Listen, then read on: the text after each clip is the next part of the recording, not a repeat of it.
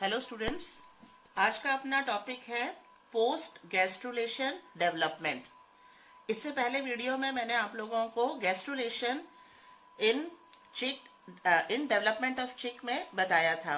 Gastrulation में क्या होता है, तीनों जो लेयर्स हैं, तीनों लेयर्स कौन सी, एंडोडर्म, मीजोडर्म और एक्टोडर्म का फॉर्मेशन होता है। साथ में प्रिमिटिव स्ट्रीक का निर्माण होता है। ठीक है, और उसमें आपको ये भी बताया था कि प्रिमिटिव स्ट्रीक पूरी बन जाती है, प्रिमिटिव स्ट्रीक पूरी बन जाती है और उसके बाद में प्रिमिटिव स्ट्रीक क्या होने लग जाती है, डिसअपियर हो जाती है। तो प्रिमिटिव स्ट्रीक का डिसअपियर होना मतलब मीजोडर्म पूरी बन चुकी है। ठीक है, तो उसके बाद का टॉपिक आता है पोस्ट गैस्ट्रुलेशन पीरियड। तो पोस्ट गैस्ट्रुलेशन डेवलपमेंट में क्या होगा, ये जो तीनों लेयर्स बनी है, एक्टोडर्म, मीजोडर्म और एंडोडर्म, इनसे अब आगे जो है भ्रूणीय संरचनाओं का निर्माण होगा और अतिरिक्त भ्रूणीय झिल्लियां यानी एक्स्ट्रा एम्ब्रियोनिक मेम्ब्रेन्स का निर्माण होता है। यहाँ ये डायग्राम देखो आप, ये डायग्राम आपको फेट मैप में बताया था।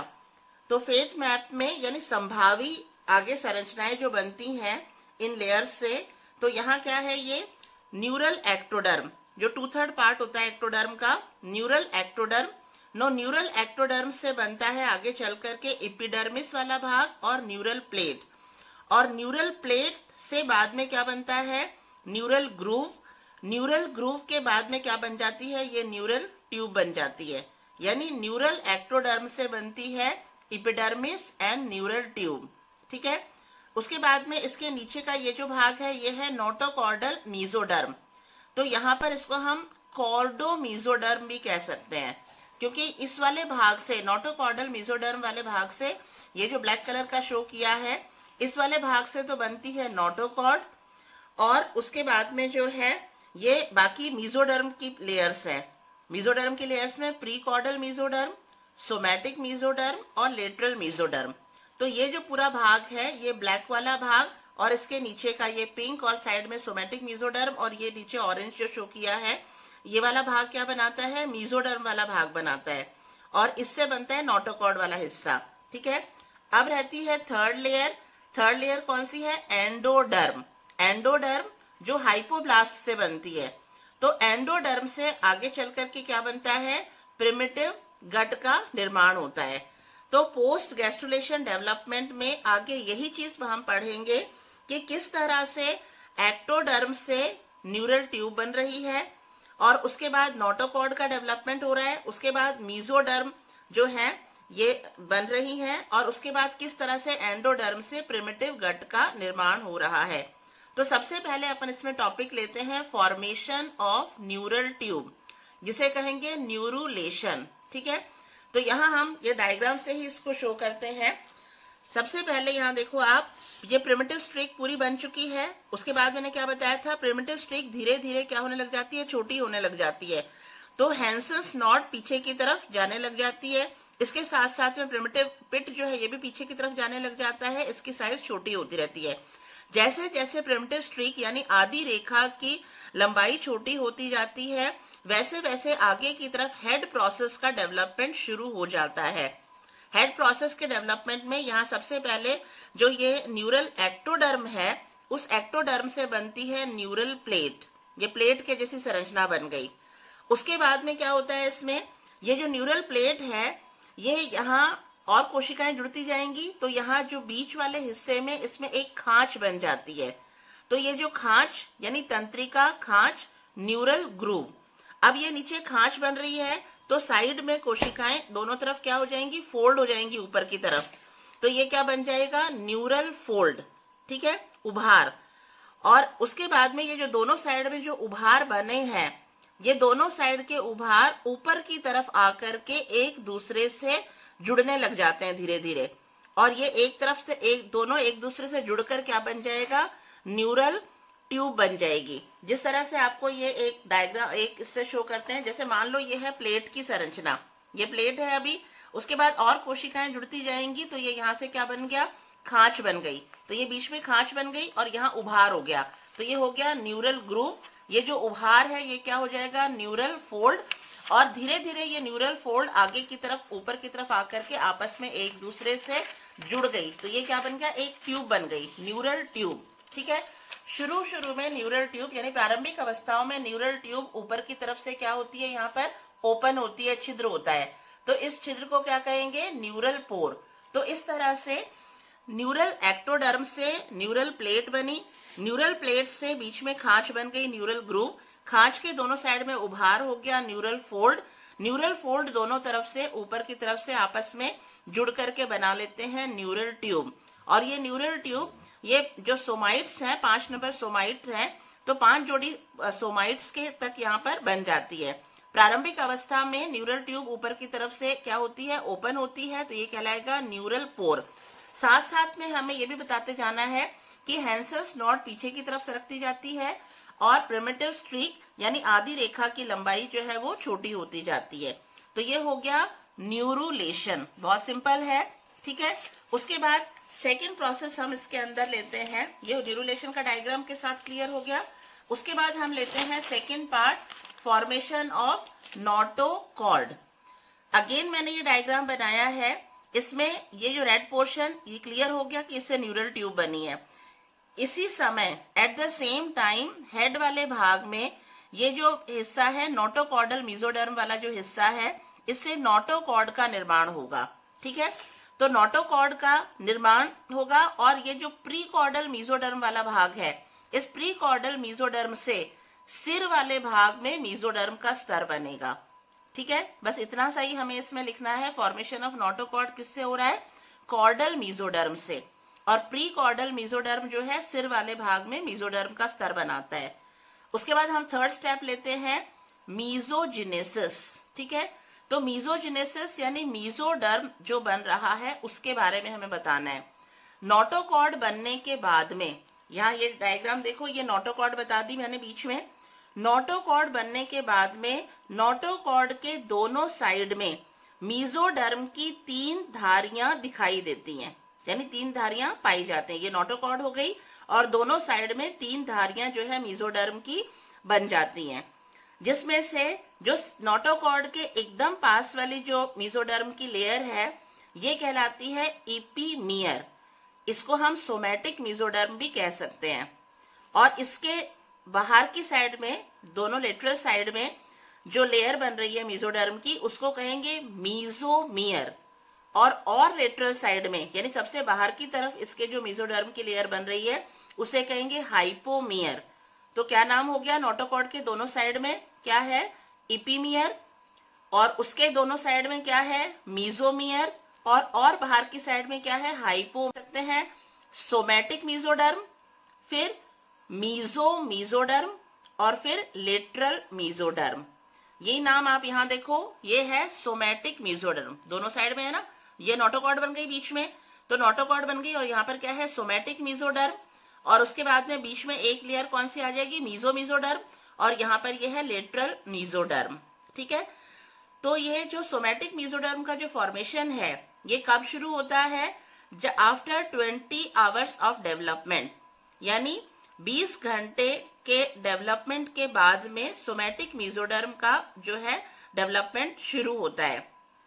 अब यहाँ देखो, सोमैटिक मेसोडर्म की चौड़ाई जो है सबसे ज्यादा है, तो यहाँ पर सोमैटिक मेसोडर्म जो है 20 घंटे के डेवलपमेंट के बाद में नोटोकॉर्ड के दोनों साइड में गहरी जो है फीतों के रूप में दिखाई दे रही हैं। ये दोनों साइड में गहरे फीते के रूप में दिखाई दे रही हैं, और हैंसेस नॉड पीछे सरकती जा रही है।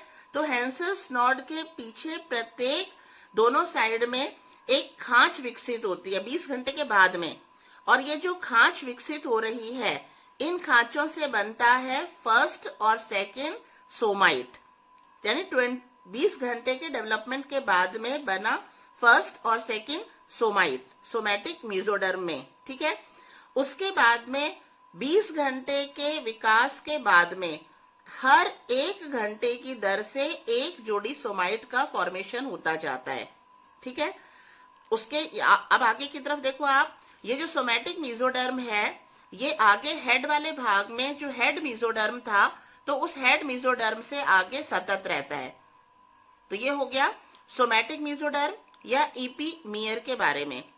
ईपीमियर के दोनों साइड में एक पतली धारी पाई जाती है। ये जो पतली धारी है मेसोडर्म की, ये कहलाती है मीजोडर्म, और इसके भी बाहर की साइड में जो धारी है मेसोडर्म की, वो कहलाती है लेटरल मेसोडर्म या हाइपोमियर। हाइपोमियर जो है, इससे भ्रूणीय व अतिरिक्त भ्रूणीय संरचनाओं का निर्माण होता है। तो हमें इसमें ये हो गया मीजोजेनेसिस के बारे में। इसका डेवलपमेंट कब बताया? जो after 20th hour of development, ये हो गया मीजोजेनेसिस। अब हम इसका लास्ट टॉपिक लेते हैं, formation of primitive gut. Primitive gut किससे बन रही है? एंडोडर्म से।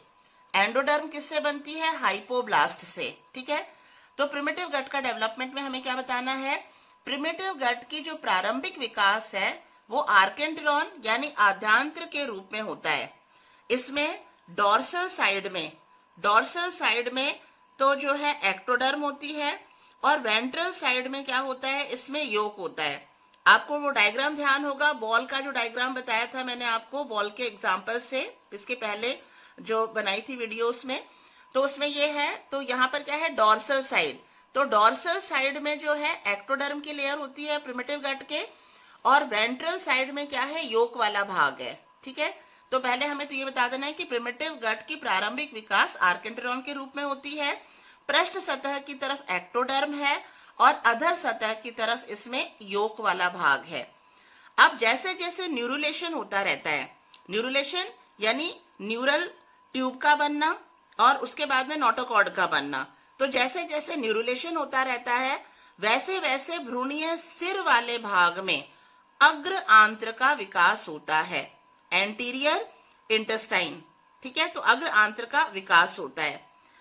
और अग्र आंत्र का विकास कौन सी कोशिकाओं से होता है? स्प्लैंक्नोप्ल्यूरा। आपने जो एम्ब्रियोनिक एक्स्ट्रा एम्ब्रियोनिक डेवलपमेंट जिस समय मैंने आपको बताया था जिस वीडियो में, वो आपने अगर देखी होगी तो यहाँ मैं इसे छोटे से डायग्राम से इसको वापस हल्का सा रिवाइज कर देती हूँ आपके लिए। यहाँ पर ये जो पर्पल कलर का शो किया है, ये मैंने शो किया है एम्ब्रियो। एम्ब्रियो में ये हेड फोल्ड है और पीछे की तरफ क्या है? टेल फोल्ड है। ठीक है, ये योक वाला पार्ट है इसका, और ये एलेंटॉइस वाला भाग है। और यहाँ पर ये जो अंदर की तरफ जो मेम्ब्रेन बनेगी, ये क्या बनाएगी? एमनियोन। और बाहर की तरफ से जो पूरे को कवर करेगी वो क्या बनाएगी? कोरियोन।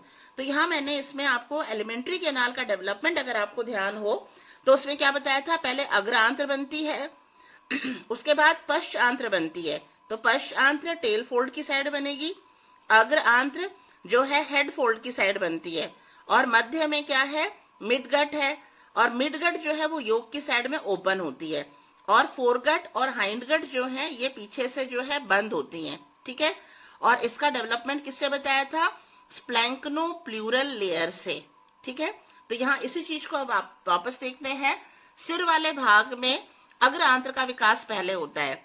अब अग्र आंत्र का विकास किससे बताया मैंने? स्प्लैंक्नोप्ल्यूरा वाले भाग से होता है। और ये कब शुरू होता है?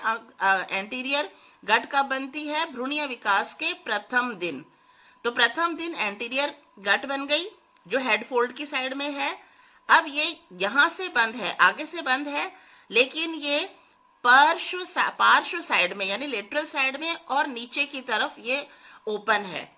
पार्श्व साइड में और पीछे की तरफ ये क्या है? ओपन है।